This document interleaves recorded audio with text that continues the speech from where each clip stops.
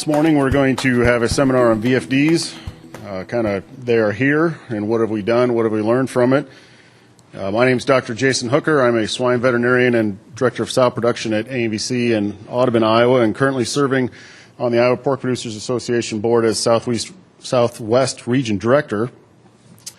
And so a few housekeeping items here this morning. If you have a cell phone, please make sure that is set to silent. And in front of you are little slips of paper. At the end of the session, if you'd please kindly fill out that evaluation for us so that we can make sure we continue to have quality seminars for you here. We'd appreciate that. There are black trays in the back of the room to put those in on your way out the door. So to get us started this morning, our first speaker is going to be Dr. Chris Rademacher. Dr. Rademacher is an internationally renowned for his experience and expertise in evidence-based swine production medicine. He grew up on a diversified livestock and pork farm near Worthington, Minnesota, and went on to earn his undergraduate and veterinary degrees from the University of Minnesota. Following graduation, he served as Director of Health Strategies for New Fashion Pork. Then he was recruited to join the Western operations of Murphy Brown in 2009, where he served as Director of Production Improvement. And now he's serving as a swine extension veterinarian at Iowa State University. Dr. Rademacher continues his focus and interest in using research methodologies to answer specific health and production questions and disseminate that information broadly to swine veterinarians and pork producers to continuously improve pork production in the United States. Today he will talk and give an overview of the on-farm changes that have been in effect since January 1st. So please help me welcome Dr. Rademacher.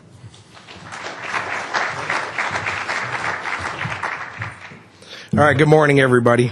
We've really got an excellent panel here today, so we'll, and I know it's January, right, so we're only, 20-odd some days into it, but we'll just try to cover a little bit brief, catch everybody up to speed, a little bit about the VFD on-farm changes, cover some of the frequently asked questions we get, and then the next two speakers will do a nice job of following it up, and then we want to make sure we give plenty of time at the end for your guys' questions.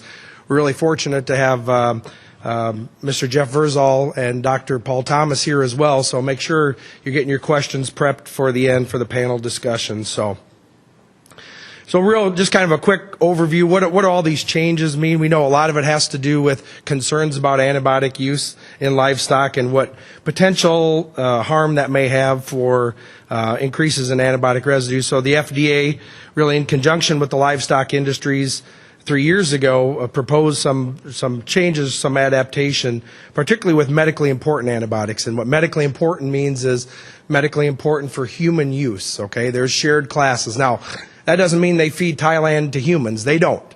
But Tylan is a macrolide, and they use macrolides, that same family of antibiotics, in human medicine.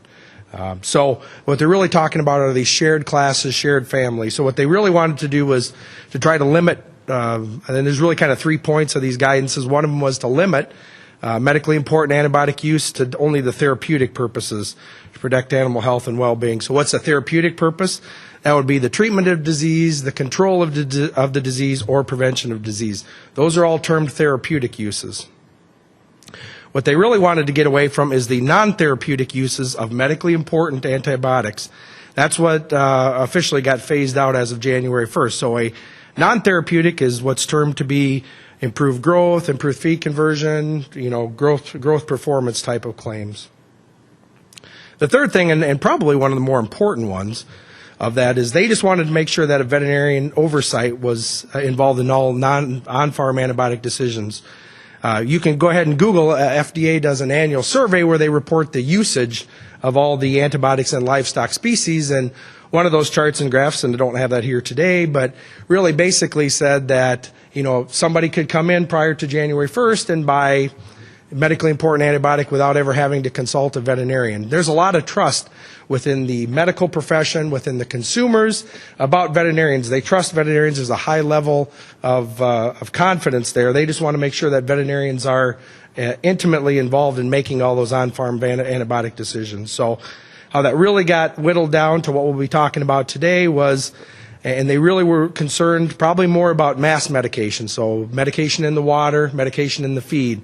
The injectable antibiotics, if you run into that report, there really wasn't, that represents a very small proportion of the total antibiotic usage. So they were really worried about mass medication. 95% of the medically important antibiotics that are used in livestock is either in the feed or in the water. So you can see that's where they wanted to address some of these concerns. So that means any of the medically important used in water will have to be scripted in their nature. So that means if they're used in the water, you have to have a prescription from your veterinarian.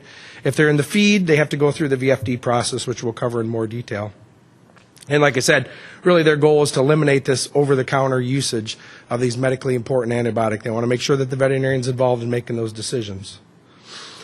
So how did they determine if an antibiotic was medically important? They actually did a risk assessment in 2003, looking at, which had the potential for resistance issues in humans. Which ones were those shared classes of antibiotics? And it's a very long document. What it really did is it lumped them into two classes. Either they were medically important for human use or they were not medically important for human use. So if we look at real quick just an overview of what are, there were several of them that were already on VFD, things such as Nuflor, Tilmycosin, or Palmitil. Those have been VFD drugs since the mid-90s. And really this next list here of 5, those are the ones that are not medically important. So most of the antibiotics we use today are medically important in swine. The ones that aren't would be the ionophores. Schisis would be one of those that we use in swine medicine. Bacitracin, so BMD, bacitracin zinc. Flavomycin, which is another not medically important antibiotic used in growth promotion, Mecadox, and Denagard. So it's much easier just to memorize this list, and if it's not on this list, it's medically important antibiotic. We do get some questions about other drugs, because we talk about growth promotion. Are those included or not? And it's really only talking about antibiotics. So anthelmintics, so those are the deworming products. Those are not antibiotics, so those are not included. Beta agonists, so ractopamine or Paline, Zilpaterol, those are growth promoting agents, but those are not antibiotics, so they're not included, as well as the coccidiostats. So the producer responsibilities, and certainly been a lot of effort here in the last 6 months to make sure this is all shored up, but really kind of boils down to 3 items. One is make sure you have a valid veterinary client-patient relationship with the veterinarian. That has to be very solid and very well documented. You have to make sure that the VFD is valid, and then the producer has to retain a VFD copy for 2 years. So we'll talk a little bit about that VCPR. That doesn't mean, I can just dial up any veterinarian on the phone or go online and get somebody to write me a script. That doesn't qualify under the valid veterinary client-patient relationship. There's some federal definition here that I put in the slides, just kind of wanted to focus in on some of the areas in red. So what it says is it's an agreement between a veterinarian and the client. It says the veterinarian makes all the medical judgments, and the client, so the producer, both the owner themselves and their caretakers, have agreed to follow the instructions of the veterinarian. The veterinarian has to have sufficient knowledge of the animals to be able to generate that preliminary diagnosis. So if they've never seen them, pretty hard for them to be able to make that kind of estimation, to have that sufficient knowledge in order to write the VFD. The relationship we talk about, there's some more language in there about as the vet has recently seen and is personally acquainted with the keeping and care of the animals. And another one is that we probably get one of the more common questions on is the timely visits to the premises. Well, what does timely mean? Well, that's probably intentionally left vague for that. It will be kind of judged on a case-by-case basis. I know some states have come out and said, we consider timely to have to be there at least annually. And that'll really be kind of a state-by-state decision on that, as the VCPRs are listed by that, or really are controlled by the states. They have to have this federal language in there, though. So can't say what that is. You just want to make sure that you're talking to your veterinarian frequently and that you're doing a good job of documentation. You're going to hear that phrase commonly through all 3 of these talks. It's really about documentation. Documentation is key. And I know we hear the same thing. We got common swine industry audit. We have all this extra documentation, and that's right. But that's part of our social license to operate. That is what we're going to have to do to be able to raise pigs moving forward. So documentation, I would say, is key in all those things. So once again, the veterinary provides the oversight for the treatment, the compliance, follows up on the outcome. The producer agrees to follow the instructions or provided by the veterinarians. SOPs or protocols for treatments, those work very well for evidence of VCPR, very straightforward. The patient records are maintained, and you'll hear Jeff talk about that. Really, the patient records are vital. Okay, so this all goes back to that documentation. You're going to want to make sure that even VFD feed or anytime any of those medically important antibiotics are used in your operation, you want to make sure you've got good documentation of that usage. What's the scope of VFD? Actually got this slide from Global Vet Link. They did a really nice job of putting this together in some of their educational efforts. It's one veterinarian, so it's not really a clinic. It has to be one particular veterinarian within that clinic that has to have had sufficient knowledge, have the VCPR with the producer. It's one client, so client being defined as the person responsible for the care and feeding of the animals receiving the VFD feed. And I know there's some differences between swine and beef on that, particularly with feedlots, but essentially what it boils down is it's the person that makes the decision about whether they want to use medically important antibiotics or not. One feed distributor, there's been a lot of questions about that. There's several co-op situations here. I know in Iowa, it's like, they've all under common ownership, but they may have 10 different physical plant locations. So we've gotten clarification on that. If it's all under one ownership, that can come out of any one of those 10 common plants. So that's a common question we get because that's all one feed distributor. It's all under one ownership, partnership, corporation structure. One or more animal production sites. They do allow some for being able to use products, what we would maybe call a flow of pigs or a flow of animals, as long as they're managed all the same way and they're fed from the same feed mill or that same feed mill structure. You can do one or more animal production sites, and then one medication per VFD. You can't have two different medications listed. So that just kind of gives you an idea if you have any questions about how you think about VFDs. The whole VFD process must be signed by a veterinarian. Actually, electronic signature and transmittal is not only acceptable, but actually is encouraged by the FDA. The veterinarian the owner or the producer will request the VFD, the veterinarian will fill it, and then send a copy to the distributor and to the client or the owner via digital, fax, email, or regular mail. Verbal VFDs or telephone VFDs are still not allowed. Probably one of the most important things, obviously, is the producer, the veterinarian, and the distributor. All three of those parties must save a copy for 2 years. So there's been some question about, okay, so that's the VFD, that's kind of the permission slip, right? Well, what about all the individual feed distributions that go underneath that? Well, if you look in the regulations, technically they say the distributor is responsible for keeping and retaining all feed deliveries that tie back to that VFD, but I would say it's highly encouraged that the producers and the sites should keep copies or records, be able to document every time every batch of VFD feed or the medically important feed comes in. So once again, going back to document is really going to be the key moving forward. Just FDA did some mock or some practice audits in the fall and winter of 2016 to get ready. So they were kind enough just to share some potential things. If you do wind up having an inspection come on to your site, what are some of the things that they're going to be looking for? They're going to want to make sure the client keeps copies of the VFD orders for 2 years. Did the client feed that feed to the authorized number of animals on the VFD form? Did the client feed for the identified duration of the feed order? So how long it's fed, and Jeff will probably cover a little bit of that during his talk.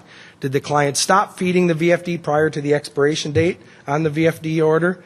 And did the client follow the withdrawal period for the VFD feed, if there was any? So once again, that's just some idea of the type of records that you need to make sure that you kept. And when in doubt, like I say, over-document. Even on the VCPR, if you have a phone call with your veterinarian, I would immediately have either the veterinarian or their associates, assistants, or you go ahead and type up a quick email, send it back to the veterinarian so you both have a copy, have documentation of that discussion. So I'm going to spend just the last few minutes here before I pass it over to my esteemed colleagues here talking about some of the more common questions that we get. So one of the very common ones is pulse dosing. That one is very common. What's pulse dosing? That's defined as using the same antibiotic on the same group of animals at 2 different times during that animal's time period. technically, you would think of that maybe as a refill, and if you look through the laws and regulations, there are no refills for any of the livestock drugs that we use, particularly in feed. So there's been a lot of question, there's been a lot of negotiation between the livestock groups and FDA about, well, how do we get around this? This is can be a vital tool in the management of diseases in a population of animals. And really, kind of what the current recommendation is today is if you're doing a pulse dosing, so a common one might be, well, I've got a finishing barn, I put them on an antibiotic, Denegard CTC, for example, for the first 2 weeks, and then 6 weeks later I want to do another pulse again for respiratory disease. And what they would say is that's okay, but you need to write 2 different VFDs then, one for each pulse. And really, your veterinarian is going to need to do a good job of documenting why they need that second pulse. So once again, this goes back to documentation, documentation. Documentation is the key. What format can I use to store my VFDs? There's been a lot of questions around that, and really kind of the answer to that a little bit is it depends. The veterinarian, because they're the one that writes the VFD officially, they must store it in the original format that it was generated. So, for example, if it was generated electronically, they must store that electronically. The producer or client, they can store that in any number of formats. One of the nice things about some of the electronic formats is they write a VFD and it automatically, an email goes to the producer, an email goes to the distributor with that VFD. So they can store it in that format or they can print it off and keep a hard copy as well. They can store that in any format. And same for the feed distributor. We talked about this one. The producer gets feed from a cooperative, all underneath the same ownership, but may be milled out of 3 different physical plants. Do they need to get a VFD for each? And as we said, no, because they're all under the same ownership structure. You'd only need 1 VFD. This is probably one, and Jeff, I know will talk a little bit about it, talking about this, and how close do they have to be to the intended duration of feeding. You know, it says 14 days, and in the past we're like, well, we know these pigs are this big, they're probably eating that much, so, we're going to mill this many tons, and that's probably pretty close. And Jeff will probably get it, and, the feedback we've gotten is, try to get as close as possible, realizing it may not always be exactly on, but ideally ought to be within within a day or 2, not a week. Not a week off. It says for 14 days, feeding it for 21 is probably not going to be acceptable. So you try to get as close as you can. And depending on the product, they have different, listings. Like Aureomycin, it's for not more than 14 days. Palmitil should not be fed more than 21 days. They're obviously different products have different durations, all listed within the labeling. So if my veterinarian works in a veterinary clinic with 5 other veterinarians, can they write the VFD? Once again, a valid VCPR is with 1 veterinarian, not with a veterinary clinic. So the answer to that would be no. So with that, we'll certainly take questions here at the end. Some additional resources here. The Iowa Pork Industry Center. The website's there. We've got a lot of documentation. We've done a couple of frequently asked question documents. We'll post those on the website. FDA has a website, and you can actually ask the FDA a specific question directly. Certainly, veterinary and industry trade associations, the pork.org/antibiotics resource center, and then Global VetLink, their website, they have a whole lot of informational resources as well. So with that, Jason, I'm going to go ahead and pass it to the next speaker. Thank you, Dr. Rademacher. Let's give him a round of applause. And if you do have questions, please jot them down, and we'll have a panel discussion here at the end. Our next presenter this morning is Mr. Jeff Verzal. Jeff graduated from South Dakota State with a Bachelor of Science degree in Animal Science and a minor in Chemistry. In October 2002, he was hired by the Iowa Department of Agriculture and Land Stewardship, IDALS, as an agriculture products inspector. In April 2003, Mr. Verzal began working in his current position as a livestock compliance investigator for IDALS and currently maintains commission credentials issued by the Food and Drug Administration. Since 2002, Mr. Verzal has performed several inspections throughout the state of Iowa under FDA contract, including licensed and non-licensed feed mill inspections, tissue residue investigations, BSC inspections, whole shell egg inspections, trace forward and trace back investigations, GMP export inspections. Mr. Verzal also serves as the Animal Feed Regulatory Program Standards Coordinator and Iowa's Drug Residue Cooperative Agreement Planner for the Feed and Fertilizer Bureau. Today, Jeff will give a presentation of an auditor and how the rules will be interpreted on your farm. So please help me welcome Jeff.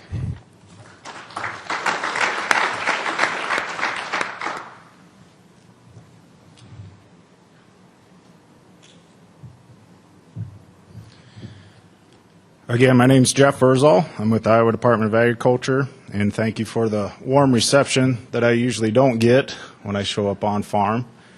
And as my other esteemed colleague always says too, yes, I am from the government, and yes, I am here to help. That gets a few chuckles also. But in all actuality and reality, that is what my purpose is here today and any time that I visit or give presentations. Again, this is from my perspective as an auditor, being on farm, and I've noticed some familiar faces in the crowd, so this might be old hat for you to hear me saying. But Chris did a great job going through a lot of the requirements. Again, some of these I'm going to skip through fairly quickly because Chris already talked about them. But again, the VFD rule goes clear back to the mid-90s, 2000s. It was obviously modified here more recently. And with the VFD status becoming effective January 1st of 2017 with those quote-unquote medically important antibiotics.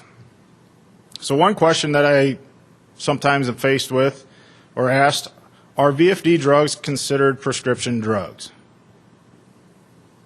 And the answer is, although similar in concept, using the language by or on the order of a licensed veterinarian, VFD drugs are not prescription drugs. Specifically, what I'm talking about here is feed additive medications. Feed additive medications cannot be used in an extra label use manner. The VFD rule did not change this. This has always been the rule.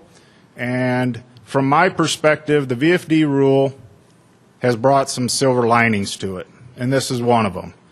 Because for the longest time, I heard from producers, well, I'm feeding this particular feed additive medication for this reason or for that. And a lot of times, or when I go to meetings, they say, so from now on I can't feed this medication for this, and I'd literally cover my ears because it was never allowed to be fed that way to begin with.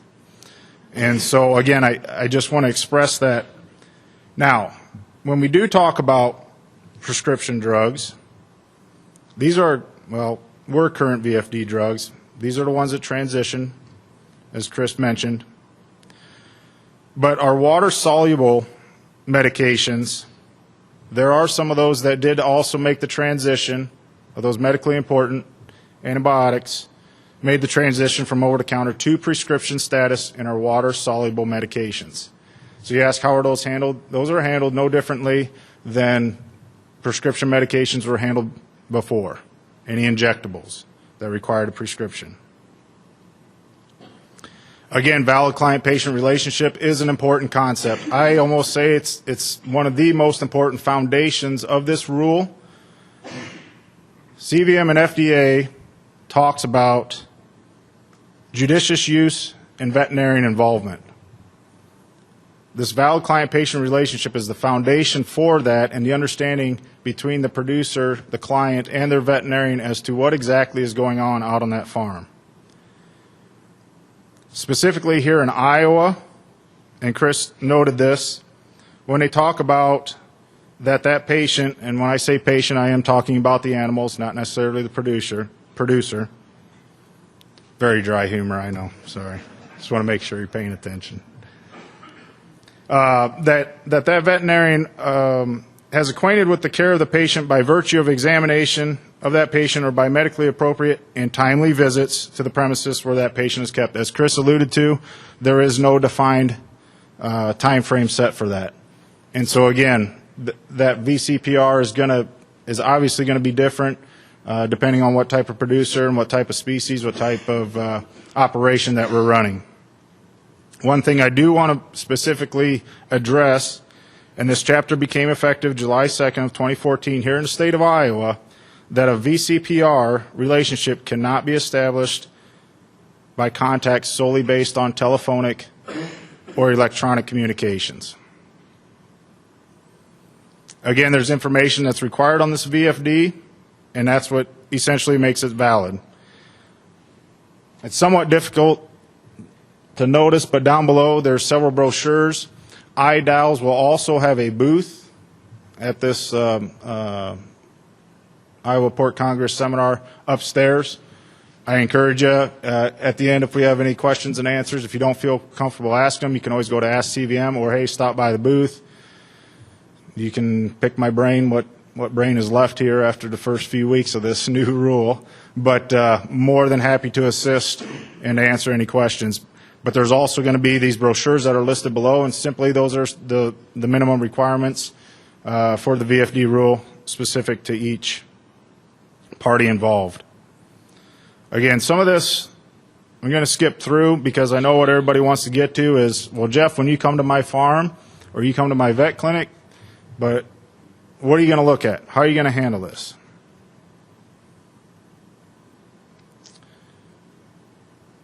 So again, the client's responsibilities, and I just go through these because it's going to tie in with what I discuss as far as what I'm going to be looking at, is that feed can only be fed to animals based on what is issued by that licensed veterinarian. It's the only way you can obtain that VFD feed.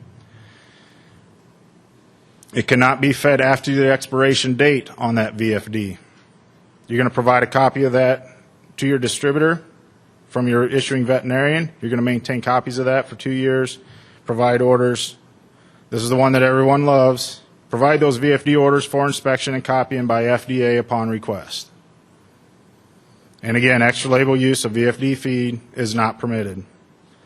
And some of the do we have a few veterinarians in the room? By a show of hands? Okay, so we have a few. Again, I'm sure you've probably seen these requirements. You've been through this several times, so I'll just briefly go through them. You know, a common question that does come up, does our licensing number have to be on that VFD? No, it does not. However, you do have to have a license in the state that the patients or animals reside in order to write a valid VFD.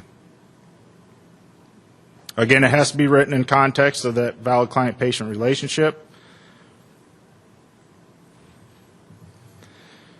May enter additional discretionary information to be more specifically identifying the animals to be treated, fed, the VFD feed. I will focus on this again in detail in a little bit, but I cannot stress the importance from the feedback that I have been receiving since the 1st of January, how important those special instructions are in that VFD. Although technically you say, well, it's not required. I understand it's not required, but also understand that the lines of communication between you and your producer, and especially that distributor, are so vital. You'll hear me say it just as much as Chris mentioned documentation. Communication. We're humans. You have to communicate. We have to have an understanding of what's going on. And what help does that? What help crosses that bridge? Documentation. Again, if it isn't written on that VFD, our distributors are not going to know how to necessarily manufacture it or possible quantities, but more importantly, is that producer going to understand how it's supposed to be fed?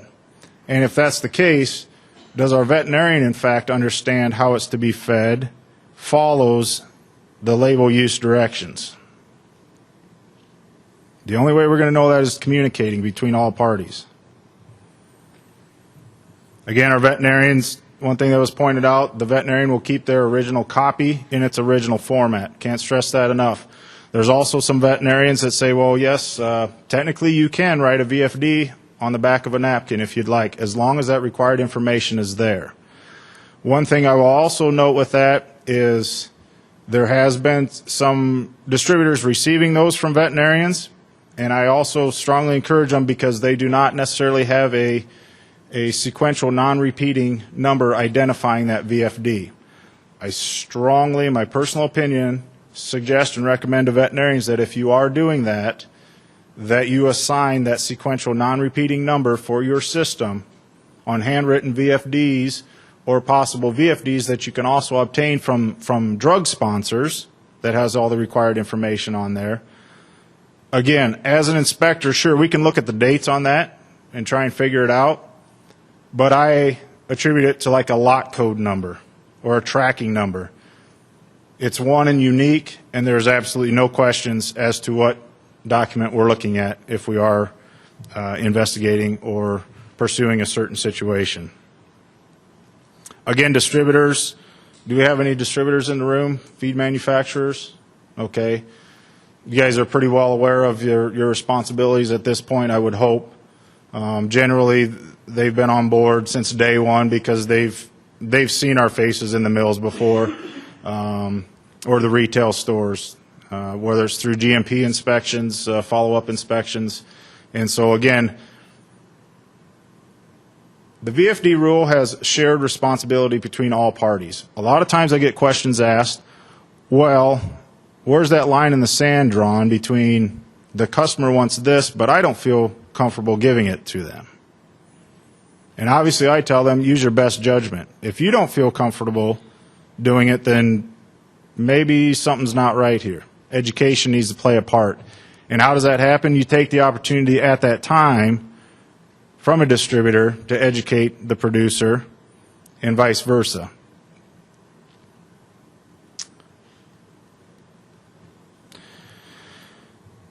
You will see this cautionary statement on all labeling and advertising, and it should be on there.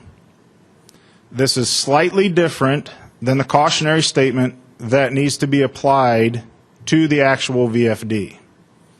They are not verbatim, but this is the one that is specifically supposed to be displayed on all of our outgoing labeling. One question that comes up is, well, if I manufacture the feed, can I just go ahead and send out a copy of that VFD with that feed? And the direct answer is no, because there is Bluebird approved labeling now on FDA's website, and I'll have that website available here at the end. Labeling has to accompany that shipment. A VFD alone does not substantiate the labeling that goes out with that product. Again, provide those. Now, here's one thing that's interesting. In addition to all the distributor's requirements, one of the key parts is if they're manufacturing the VFD feed, then they are required to maintain their production records under 21 CFR Part 225 and make those available for inspection and copying by FDA upon request. Do we have any on-farm manufacturers in the room right now that manufacture their own feed on-farm for their own animals? Don't worry, I won't hunt you down. I won't look up any addresses. This is another one of those silver linings that came out of this rule that not a lot of people or producers understand or realize. It doesn't necessarily have to be a type A medicated article that you're manufacturing with. The rule states medicated feeds. If you are processing, packaging, handling, holding, or manufacturing medicated feeds on your farm, this requirement does apply to you on farm. That you're required to maintain those manufacturing records as well as your other responsibilities under the VFD rule. This rule has been in place for several years now. It's just maybe not been brought to the forefront or the awareness of a lot of producers on farm.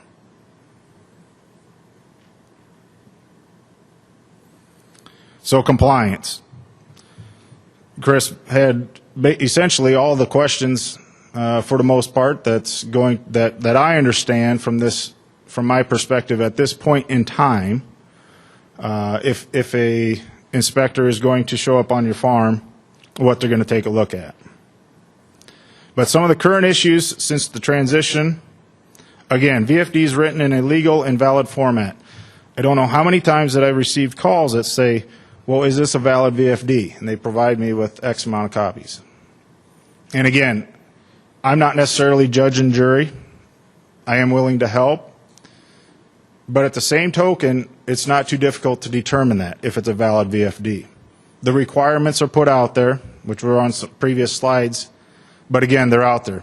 Set it right next to it, go down the checklist. And again, as a distributor or as a manufacturer, if you don't feel comfortable with what's on there, because it may not have enough detail, and again, getting back to those specific instructions, then you'll probably have a conversation with that veterinarian. And again, those lines of communication are so important. Start visiting with the veterinarian. Get them on board now to say, hey, if you would like your client to receive their feed in a timely manner and expedite the process moving forward, this is how it has to look. This is how we like to have it. On those VFDs, it's important to start with what species are we talking about? And then it breaks down to what production class of those species, because there are different production classes. And then, of course, we go to our indications for use. Well, why do you say this, Jeff? The reason I say this is because sometimes we can fall into the habit of visiting with our veterinarian and saying, well, you know what, let's check this box because that's the way I've always done it and allows me the most flexibility to feed to my animals. But what we have to understand is the way we've always done things may not be the way we should be doing things moving forward. Again, what are those indications for use? That's what's going to limit us as to how it can be fed to our animals. Special instructions, I've already visited about that. Again, documentation. Documentation is so important from an inspector's standpoint because you hear the old adage, if it wasn't written down, it didn't happen. And I had one guy at one meeting say, well, so if you do something really bad, don't write it down because it didn't happen. And I always say the paperwork doesn't lie. There's going to be a gap, and if you can't explain it, and we may show up, again, 2 years you're required to hang on to this stuff. So there may be some time frame. It's not going to be just something that happened yesterday. What information are you going to have available? And if you can explain it to me, great. All parties understand. Again, part of this is being prepared, because I don't enjoy showing up in situations that people are not prepared, because it doesn't make my job any easier also. You know, there's one statement that I always kind of go on a tangent with here, and it deals with tissue residue investigations. And generally, those are the animals that are tested at the time of slaughter, and they're at violative limits depending on the medication or chemical or drug that's in that tissue for our human food. When I show up to that producer's farm, I generally ask, the reason I'm here is I would like to find out how this happened, why it happened, but more importantly, prevent it from happening again. And when I show up and I ask that producer, okay, this medication was found in your animal that was slaughtered on this date, can you help explain that to me? And they have no medical treatment records whatsoever that can explain it or tie it back to that animal. What did we solve? We didn't solve the idea of trying to prevent it from happening again. Again, documentation is so important. I always say, help me, help you. Be prepared. Explain your situation. There shouldn't be any issues. Also, along with documentation and communication, another silver lining that came out of this is the idea that any medications as a producer that you administer to your animals, whether it's through injectable, water-soluble medications, feed additive medications, and whether you administer them yourself as the owner, producer, your neighbor, your veterinarian that shows up that day, you're responsible for those medications that go into your food-producing animals. Again, start getting on board with documenting what goes into those animals, identifying them, and again, adhering to the label use directions and the proper withdrawal times, if there are any, for slaughter periods. Communication cannot be stressed enough. I've also received quite a few questions dealing with minor species, and in particular sheep and goats. The Compliance Policy Guide 615.115, and again, this is a compliance policy guide. There are parameters that are set in this policy guide, and this is another silver lining that I say came out of the VFD rule, because I did a few residue investigations that dealt with minor species, and I asked them why they were feeding it in this manner, and they said, well, because everybody else was. Well, because industry promotes it. Okay. Judicious use of antibiotics, medically important antibiotics, also plays into minor species. Again, there's guidelines that have to be, well, a compliance policy guide should be followed or recommended to be followed in order to avoid any regulatory discretion that would be used at that time, in addition to following the VFD requirements. Again, we'll get to questions and answers here. I believe we have a panel at that time. One thing I did want to not necessarily clear up, but kind of visit with you a little bit more about as far as the duration feeding and time frame. If that label says the feed duration time frame for 14 days, should be fed for 14 days. Technically, if you would like CVM and FDA's answer, is to be fed for 14 days. Well, what am I supposed to do with that feed after that 14 days? And the response is dispose of it properly. Okay. I personally try to bring, again, real world situations. And that's when I'm going to get nervous as an investigator, as an inspector. If I show up and your paperwork shows that you fed this several days beyond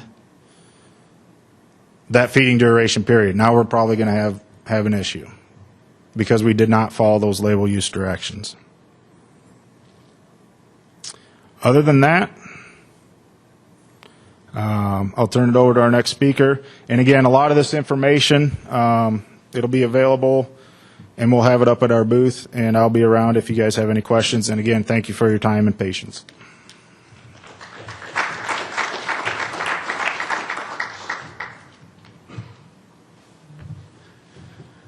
Thank you, Jeff.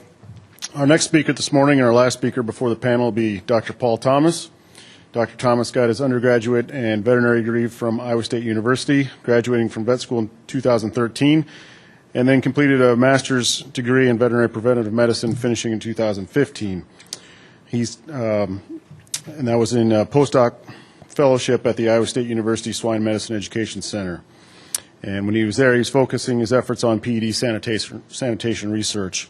Dr. Thomas joined AMVC Management Services in Audubon, Iowa in 2013 as an associate veterinarian, working within the system to support sow and grow finish health for the managed farms and providing veterinary consultation services to a number of their veterinary clients.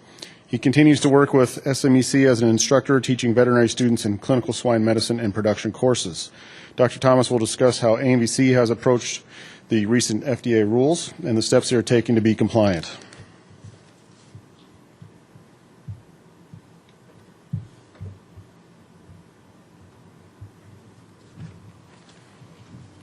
Thanks, Jason. And thanks all of you for coming today.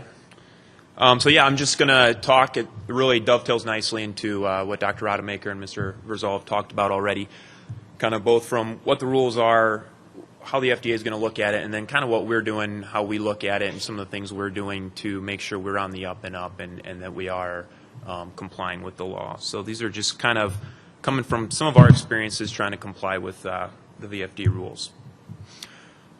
So I'll talk a little bit about kind of how we prepared to be in compliance, and then as we've gone along, some challenges that we've seen along the way with implementing some of these changes to be in compliance, and some of the changes we've made, improvements we've made to be in compliance, and then just some additional considerations that I've kind of picked up along the way, things I've seen that I think are really important for producers to think about, to understand as they're working with their veterinarian and feed distributors to get any needed VFDs in place. As a little bit of background, so AMVC Management Services provides our clients total herd management from birth to market. So what this means is we're working with a number of managed farms that have multiple different owners. The source of those pigs are coming from multiple different sow farms. They may have different health statuses, different genetics in the pigs, different growth characteristics, which means they're probably going to be on a number of different feed and medication programs. We're also pretty geographically spread out across the Midwest, which means we're working with many toll mills across the Midwest. And that all adds up to a lot of VFDs that need to be written, a lot of different VFDs, and so kind of a lot of experiences with all just some of the problems you run into along the way and some of the individual unique challenges. So I certainly won't be able to answer or address all of the unique challenges, so that'll be a great opportunity during the question segment of the seminar to kind of bring up your unique challenges and see what our perspective would be on it. So for us, VFD preparation started months in advance with education, both educating ourselves, what are the rules going to mean, what's that going to mean to the way we're medicating pigs, the way we're documenting that we're medicating pigs, and also what does that mean to our producers. So we held multiple meetings with our producers. It was a great opportunity for us to bring in great expertise, like Dr. Rademacher, for example, came in and educated us all quite a bit. So we learned quite a bit, but also along the way, probably like what's going on today, is it brings up a lot of questions too. So it's really important to go to meetings like this, continue to talk with your veterinarian, reach out to experts in the industry, get your questions answered, because a lot of times you might be the first person asking that question. Then they can take it back to the FDA, they can take it back to someone like Mr. Verzal here, and we can get a little more clarification. We can all learn, and we can all do a lot better.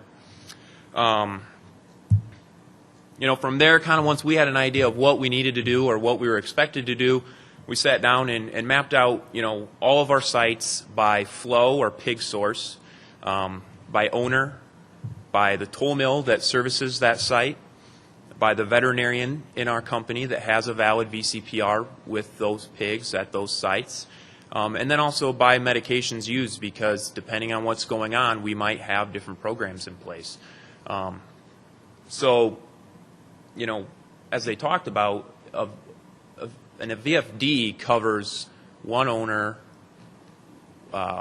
one feed distributor, and one veterinarian. So, between all of these, we've got a lot of combinations of those, and every single one of those combinations needs a separate VFD that we need to make sure we're in compliance with.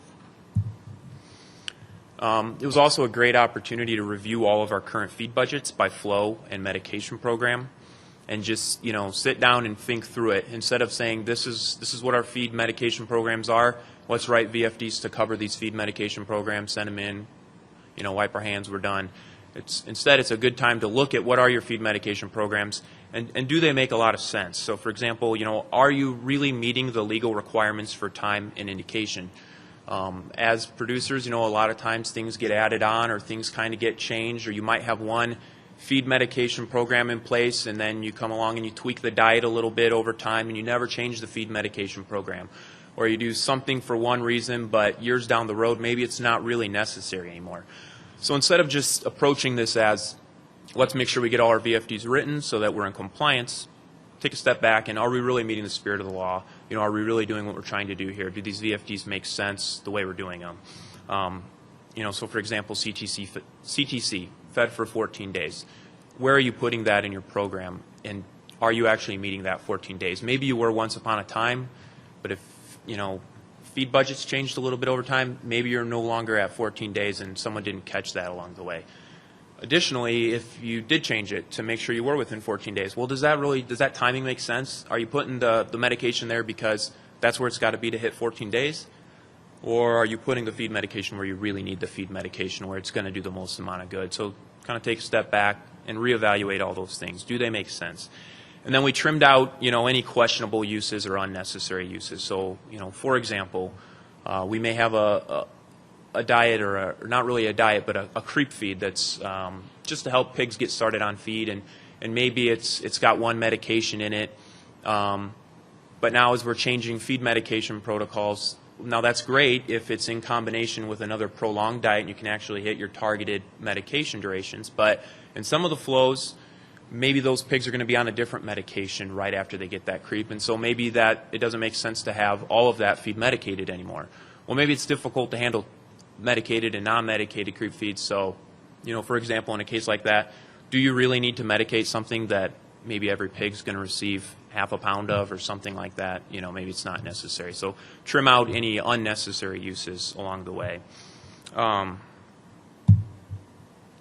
we did those, got our VFDs in place, and we're in compliance. And then as we went along, we identified a number of challenges along the way to implementing those challenges as far as record keeping and things like that, challenges with how feeds are actually handled on farm to make sure we're in compliance, and tried to identify any changes that we need to make to kind of get ourselves back in compliance. So making sure that we were documenting that feed medications are being used appropriately was big for us. So the VFD is part of that document. We'll write the VFD, make sure that the distributor and that the owner of the animals gets a copy of that. That's part of the document. Another part of the document is the special instructions.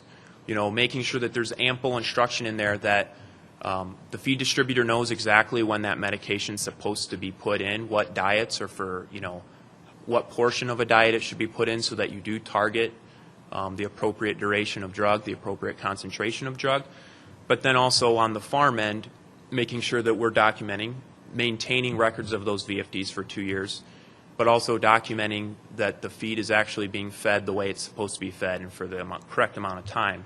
So what we found was that our current method of record keeping probably wasn't quite good enough. You know, for example, we would record feed deliveries as they came to the farm. They'd be recorded on a sheet with a ticket number. We would retain all feed delivery tickets. If it had a VFD with it, we'd be able to go back and look at the VFD. But again, making your job easy, you know, if you're going to have an inspection, they come on farm, we want to make it clear to them that we are doing what we're supposed to be doing. So adding an additional step of documentation was probably necessary so that we could actually say, when is this feed being fed to the pigs and when did we stop feeding this feed to the pigs. So, for example, this would just be an example of a kind of a standard sheet that the producer would fill out for various types of information going on in the barn. And on the feed delivery portion, we would typically we'd write down the mixing ticket number on the day that the feed was delivered and the amount that was being delivered, where it went. That was good in the past. It was, you know, we knew what feed was coming to the barn. We could then match that back to a feed ticket. We can match that back to a VFD. But do we really know how long those pigs were fed that VFD or that medicated feed? Not really. So taking it a step further, you know, for example, here, a quick, easy fix, something that, you know, you probably need to consider doing is just adding in additional documentation. So, for example, feed may have been delivered here. Just make a note, you know, if it was delivered to bin number 2, on this date we opened bin 2. On this date we closed bin 2 and opened bin 1. So that makes it really easy for anyone that's coming through and wanting to know what you're doing to say, from this date to this date, that feed was being delivered. It's very easy to calculate the number of days it's being fed. Hopefully you're happy and we're happy and everyone's happy. This works really well with tandem bin setups, you know, which are pretty common across the industry, but not everyone has got them. So it doesn't work as well for sites without a single bin. It's still important to document when you got your feed deliveries, but if you don't have the ability to open one bin, close one bin, and control exactly when the feed is going into the feeders, then feed management and ordering becomes really critical. So managing your feed bins so that, you know, you're getting them as empty as possible before you're ordering medicated feed, so that you can estimate as, there we go. So you can estimate as close as possible when did the feed actually show up, when did the feed actually go to the pigs, and when did the pigs actually stop eating that feed. Another thing to consider might be adding dyes to the feed so that you can tell when it actually got into the feeders. You can document that then on your barn sheets just like you would when I opened up a feed bin. That would tell you essentially, you know, when the medicated feed actually got into the feeders. But, you know, going forward as things change, it's probably more likely that there's going to be more regulations and not fewer regulations. It's probably likely we're going to need more documentation, not less documentation. So just think about that when you're expanding your farms, when you're you know, doing maintenance on your farms, replacing systems. It's probably a good idea to start moving to systems that allow you to control medicated feed and document medicated feed accurately. So, for example, consider putting in tandem bins the next time you have to go through and replace your feed system, so that you can easily record and demonstrate that you're feeding medications the way you should be. And that's good for another reason. You know, it's also, not only are you documenting that you're within the, you know, the legal bounds of the law, but it's going to ensure proper feeding of the drug, which is good for the pigs, right? It's not only important that we feed these medications because it's what the law says. There's a reason we came up with 14 days or 21 days for Pulmatil. There's a reason we come up with the medicated levels. If you're not able to manage your feed correctly, you're either going to get maybe a diluted level of medication, which isn't going to be useful for those pigs, or maybe medicating for too short a period of time. And then you're not getting the most bang for your buck out of the medication. The pigs aren't getting the most out of that medication as well. So these types of things, they're good for the FDA, they're good for you guys, and they're good for the pigs as well. Another challenge that we encountered was post-medicating. Dr. Rademacher explained what that was, and you know, it's just medicating at repeated intervals with the same drug to control a specific pathogen or disease. Commonly used across the industry with good success. But it's, you know, if you use a medication the way it's supposed to be used and you have to go in a number of weeks and use it again, is that a treatment failure? I think it is considered a treatment failure. If that treatment worked, why do you need to do it again? So changes that we'll need to do going forward to make sure if we want to continue to use pulse medication is, first of all, make sure that we are using it for an indication that's on label. This is one of those things where, you know, now everything's on paper. We got to make sure we're doing things right. Really, all along, these are things we should have been doing, but now it's more important than ever. So, first of all, making sure that that pulse medication use is for something that's on label, on that drug's label. And then if there are these treatment failures, or if there's truly a reason why you need to go in and treat again, no big deal, but it just needs to be documented. So work with your veterinarian to provide evidence to justify that next pulse. So go in and evaluate the pigs, take some diagnostics, back up that, you know, for example, if it's CTC, yes, we have got some respiratory issues here from Pasteurella multocida, or if it's, you know, for a salmonella label that, yes, we have this challenge still, document it, and then you're fine. It's just a matter of documenting it. How often, you know, I don't know the answer to that yet. That's one of those things where as we kind of encounter these problems, we keep asking more questions and we're learning along the way. For example, in a VFD that maybe covers multiple sites within a flow, you know, I don't know if this is in some of the barns, if this is in all of the barns where you pulse medicate, you know, how often and how many of the sites do you have to do this? Again, I don't know, but we'll get those questions answered as we go along. But what it basically comes down to is it's going to be more involvement with your veterinarian, more communication with your veterinarian, working with your veterinarian to make sure that they're helping you, you know, use the drugs appropriately and that you're getting the evidence that you need. Additionally, with the expansion of drugs requiring VFD, the FDA is going to be conducting more on-farm audits, coming in, making sure that we're judiciously using medicated medications in the feed. But something to consider is once they're on site, everything is fair game as far as if it comes under the purview of the FDA. So any medication use is fair game. And while, you know, they've assured us that they're educational in nature to start off with, they want to help us learn, identify mistakes, help us improve those mistakes. As time goes on, you know, and we've been educated, we're going to be expected to be in compliance. So then you kind of start getting out beyond just the VFD realm, and now you're getting into all your medications. Once the FDA is on site, you need to make sure that you're in compliance with all your medications. And so some things I've seen as I've kind of gone across farms, areas that, you know, might be things to consider is we're probably going to need to step up our game a lot when it comes to documenting other things. So areas where I commonly see deficiencies in barns are expired medications on the farm. This includes injectable medications and water medications. And oftentimes you'll get an order of water medications in. You try to estimate as close as possible how much of that you're going to use. Run that water medication for the specified duration. It's common that you might have some left over. We don't want to throw it out. It's perfectly good medication, right? So we hang on to it. And before you know it, it's 5 years old and it's been expired for 3 years. So we need to make sure that, you know, we're using our drugs, using the oldest drugs up first, and disposing of the drugs that are expired. So that we're in compliance on, you know, all aspects of medication use. Another big one is all medication treatment records must be complete.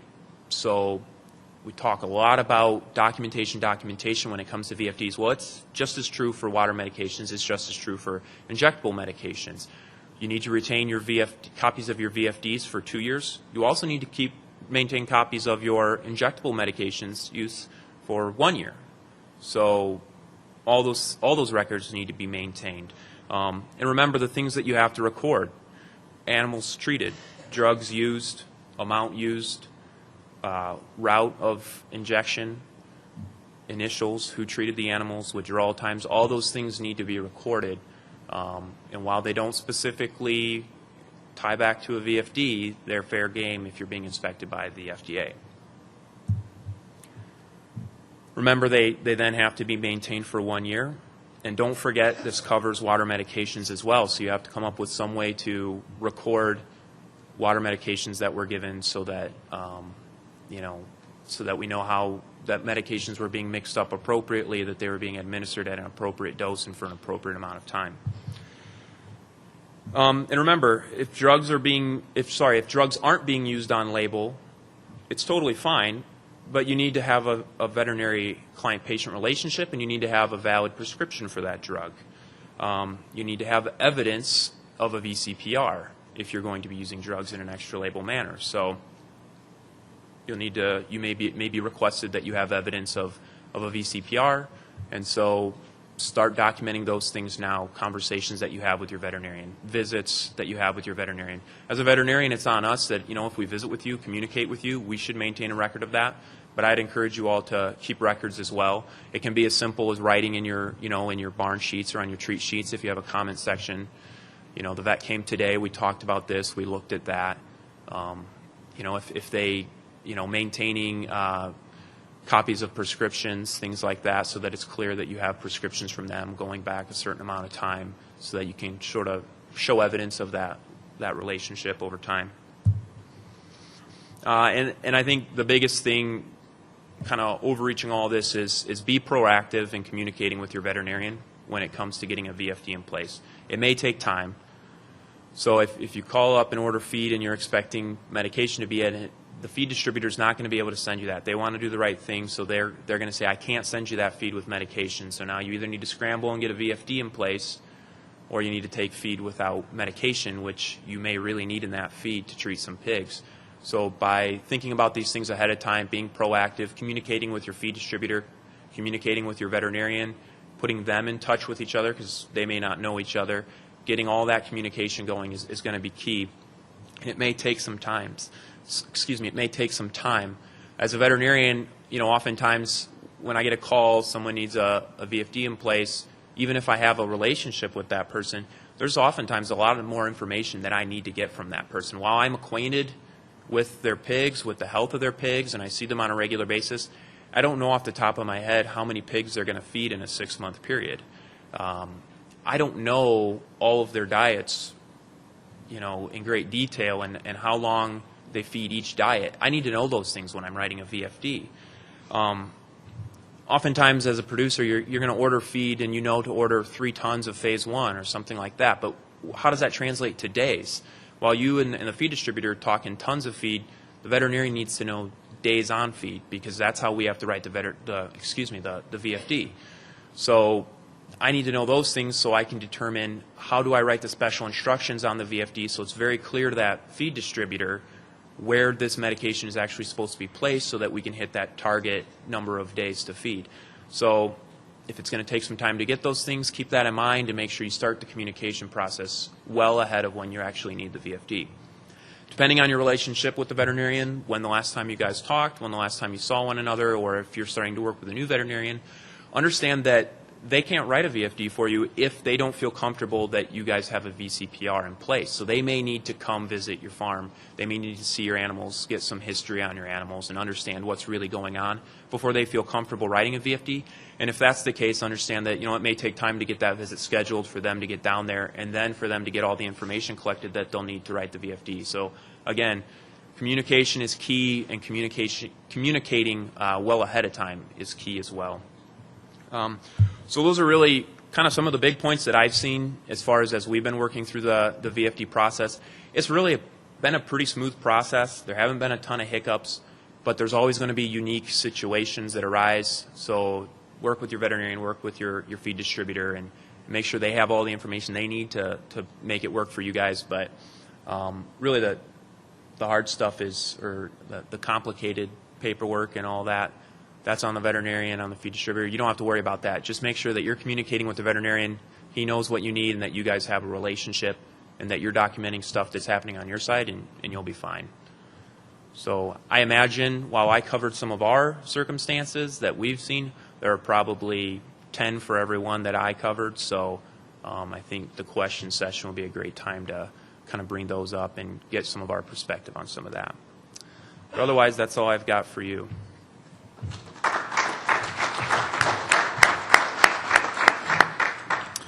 Thank you, Paul. I'll ask that our speakers come up here, and then we'll have time for questions.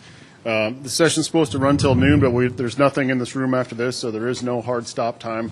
So if anybody's got questions, please raise your hand. I'll call on you, and we'll get them out there.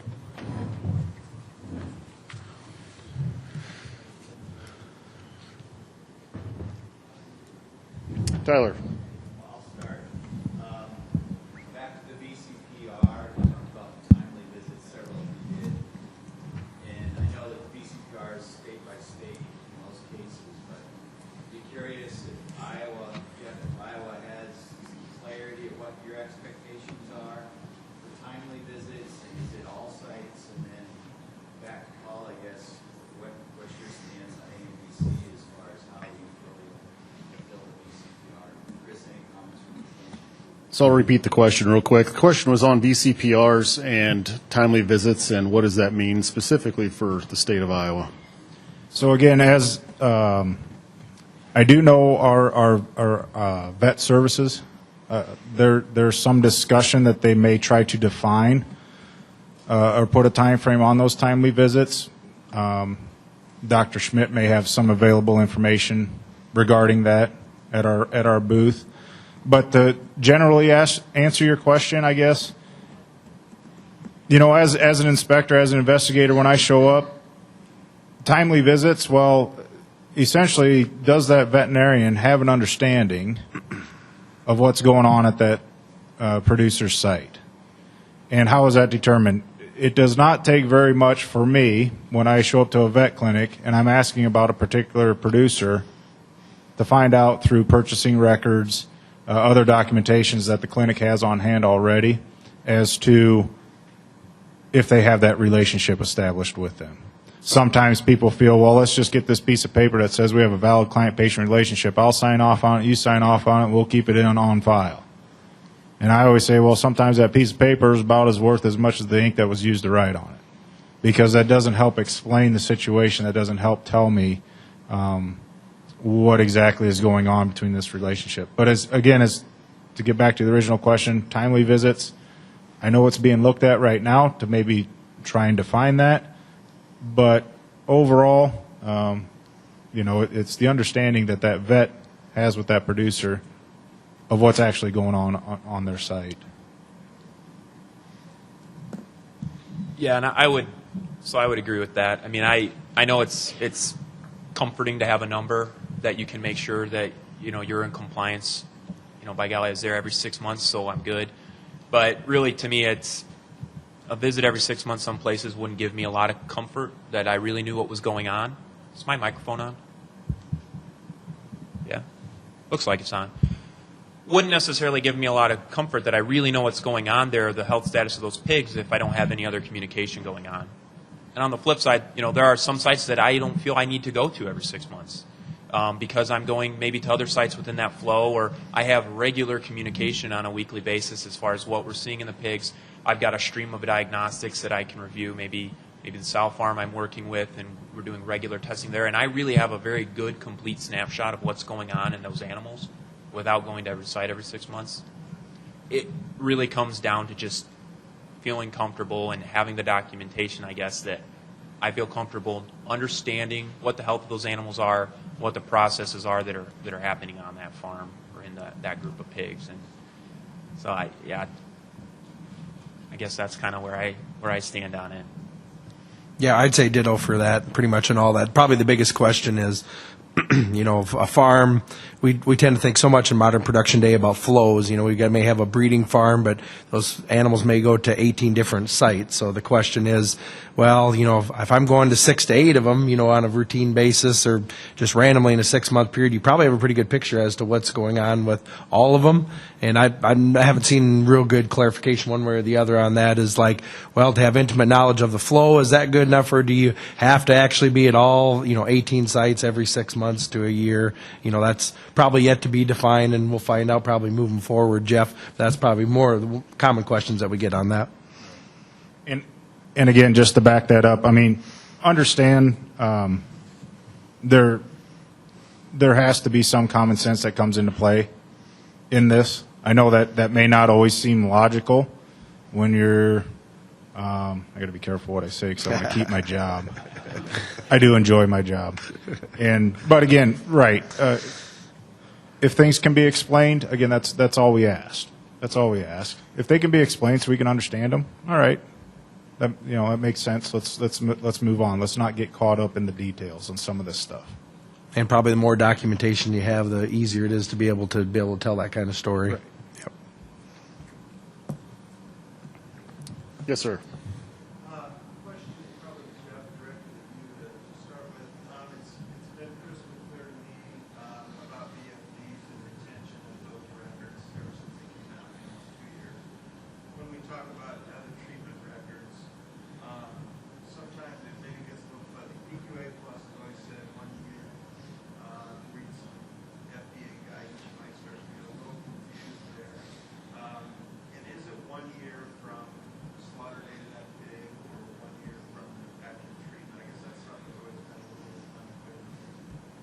So the question was on the length of time required to keep treatment records. It's pretty clear VFDs are 2 years. Other treatment records, it's 1 year, and so clarification on that.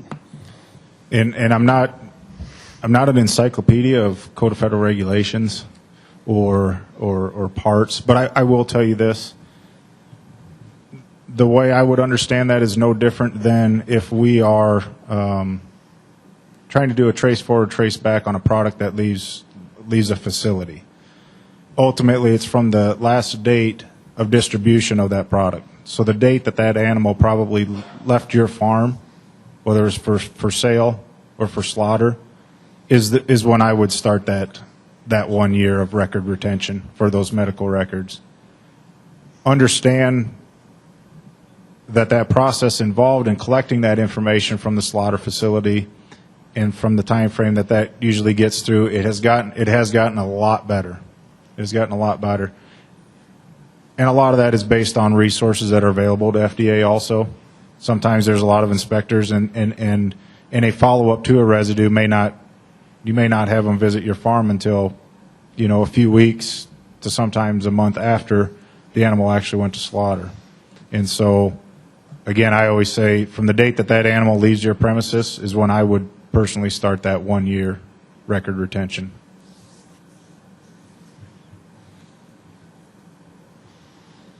Other questions? All right, I got a question for you, Paul. How have you guys tried to address that duration of feeding issue? Because I certainly can see where that's going to be, like even with tandem bends, let's say, hey, the pig should be eating this much, but they got sick and it's 14 days and you still got 3 tons left in the bin. How have you been trying to work with your clients to deal with some of those issues? Yeah. So it starts with making sure that the way you're writing the VFD and feeding the animals, that if everything goes well, you're going to hit that 14 days. So it's got to start there, I think. Have good documentation in the special instructions part of your VFD, guiding the feed distributor when the feed needs to go in. And then I guess when it comes, to what we're doing on the farm level, documenting when that feed came, when you opened up that bin, when you started feeding that feed, and when you stopped, you're going to try to hit 14 days as close as possible. But like you said, so you maybe pigs got sick and it gets extended because they don't eat feed as fast. And I guess for me, it comes down to I'm not going to suck that feed out of the bottom of the bin and dispose of it. I want those pigs to get all of that medication anyway. Just because they're eating slower doesn't mean they don't need as much medication. I guess so. From a veterinary or health standpoint, that's the way I would view it. But I guess I would just want to document that. If the pigs were sick and they weren't eating fast, document that in your barn notes. And the rest of, if you're doing a good job treating pigs and documenting, it's going to be clear that there's a health challenge or something like that. You're going to be treating more pigs. So just make a comment. Pigs weren't eating as fast. Pigs slowed down. Health challenge, something like that. And then I guess hope that Jeff understands and forgives you, and that you tried to do the right thing. That's kind of the message I've been getting or hearing, is that they want you to try to do the right thing and document what you did. And I guess I felt comfortable that if we're doing that, I'm going to be okay. And just to tag on, so if we do have some feed that's left over, and if we are in a tandem bin situation, Just because we have the leftover feed sitting there doesn't mean we can't use it at a later date. You know, if we have another flow that comes in, or maybe we want to retreat them again with the same dosage amount, everything's the same across the board, there's nothing that says you can't use that feed. Other than if you're going to feed it again to the same animals, then you would need to have a new VFD stating so. Along those same lines of duration, Paul, working with your females, you had to have conversations about, they have concerns over whether they need to monitor duration, or talk a little bit about the conversation of that with your females. Yeah, you know, I haven't gotten a lot of feedback that there have been concerns from feed mills. Typically speaking with them, they want to, you know, they understand that we want to target duration, and so, you know, they've been great to work with as far as just understanding. You know, I guess they kind of trust that, hey, I'm as a veterinarian, I'm saying if you put it in this phase and this phase, or in this phase and this many tons of this next phase, that they'll hit that duration. I haven't had any feed mills come back to me and want any more evidence as far as making sure that they're targeting duration. I don't think that that's their responsibility. I don't know.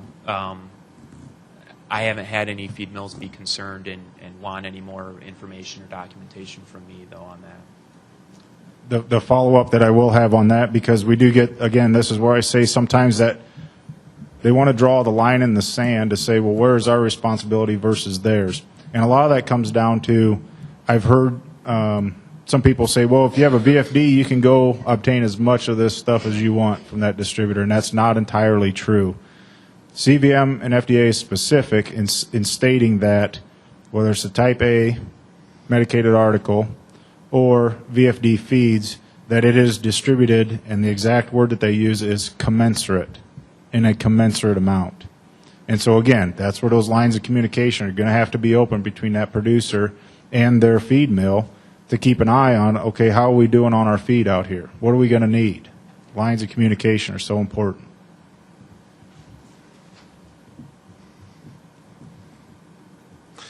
Jeff, question for you. Could you talk a little bit about, you know, this is a big program, it's a big document, you know, you're spreading them across, you know, 50 states, you know, probably primarily, you know, if you're in that livestock states, but how do you guys get information back and forth between the FDA? How do we know that, you know, these laws or these examples are being interpreted consistently from state to state?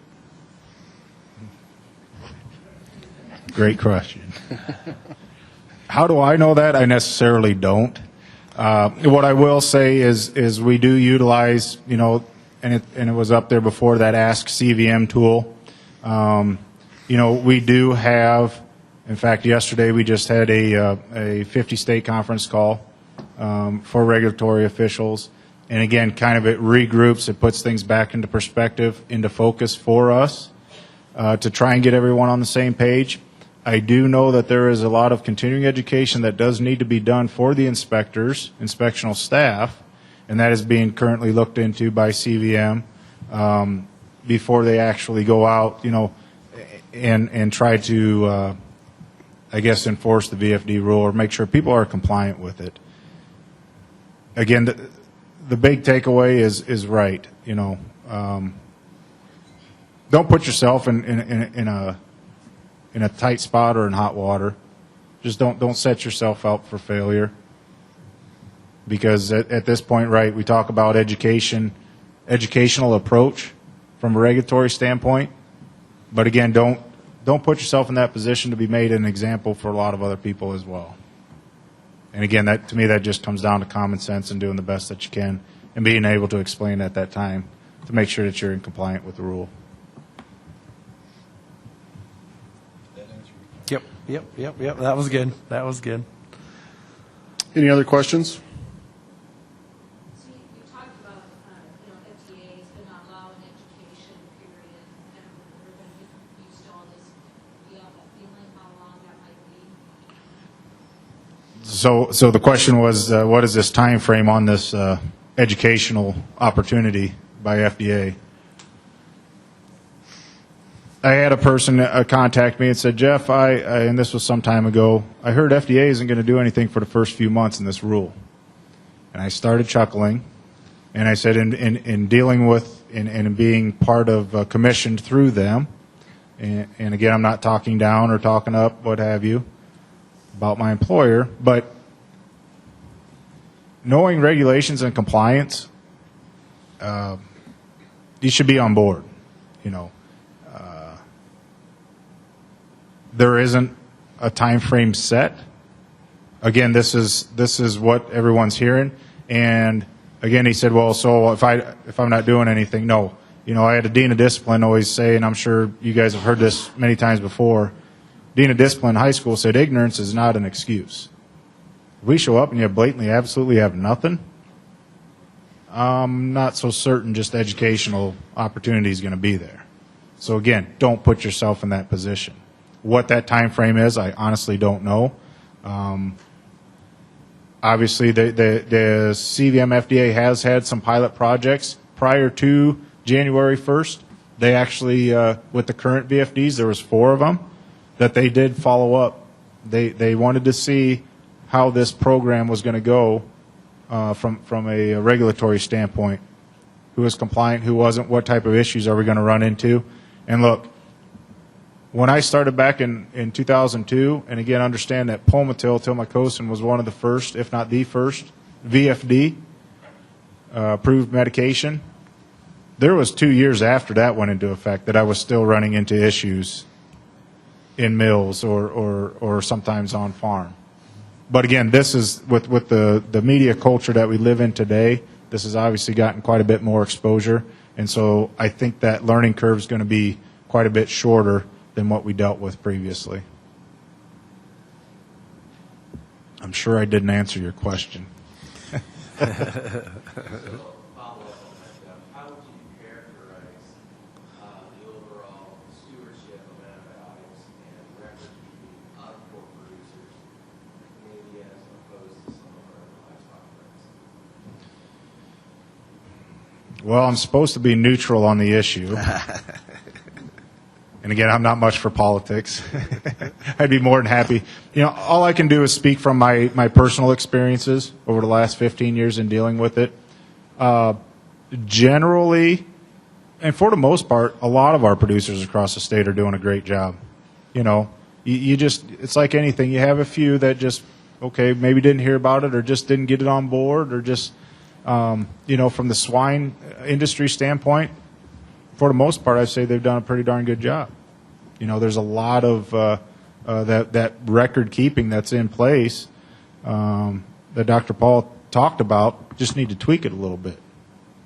And of course, there's always biosecurity concerns and that sort of a deal. But for the most part, no, I think the swine industry's done well, in my personal opinion. One last question for Paul, real quick. So if we talk from an implementation standpoint, from a growth promotion standpoint, what do you think what have you seen from the majority of your producers? Have you seen them remove it or, you know, change over to the non-medically important antibiotics? How do growth promotions within your guys' practice change based on the new regulations? Right. So, I mean, obviously there were big changes probably most places. If a lot of people are using Stayfac or Virginiamycin, and that's medically important for human use, so growth promotion is just flat out not allowed. Obviously, we're seeing a lot of people go away from that. So we are seeing more, you know, people feeding schisis, so for example. So now that doesn't really affect the VFD world because schisis is non-VFD. You know, also see more flavomycin, again, not VFD. But, you know, it does impact other things because then it maybe affects the way you feed Denagard because you don't want to feed the two together. So maybe you're seeing differences and it's kind of shifting a lot of your medication program. And So you saw more of that than just saying, well, on finishing, we're just going to remove growth promotions from certain diets, rather. So more of switching. Right, to I would different- say, yeah, Okay.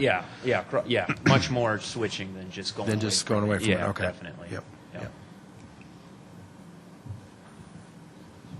What about along those lines, are people who are making the switch or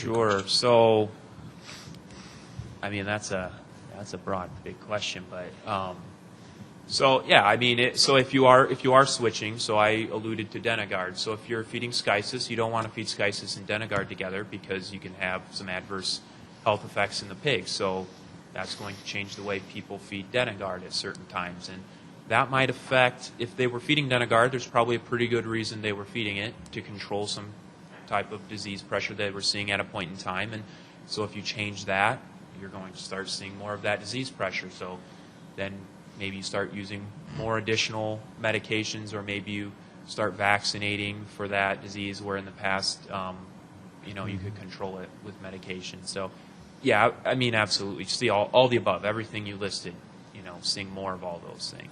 Probably too early to tell of any negative. That was one of the comments from the Danish, as they took all the growth promotants out, and then like, wow, all this stuff that we had under control all of a sudden started to pop up again. So probably stay tuned. Let's talk a World Pork Expo sort of deal, right? Right. And then we'll be a little bit further into that. And then the other side of that too is this has been going on for 20 days, 24 days, 25 days, whatever today is, and January and the end of December, when people were starting to phase over, aren't exactly great times of the year for health challenges. Anyhow. Yeah, right. So it's probably too soon to see if we're seeing any adverse effects in the industry.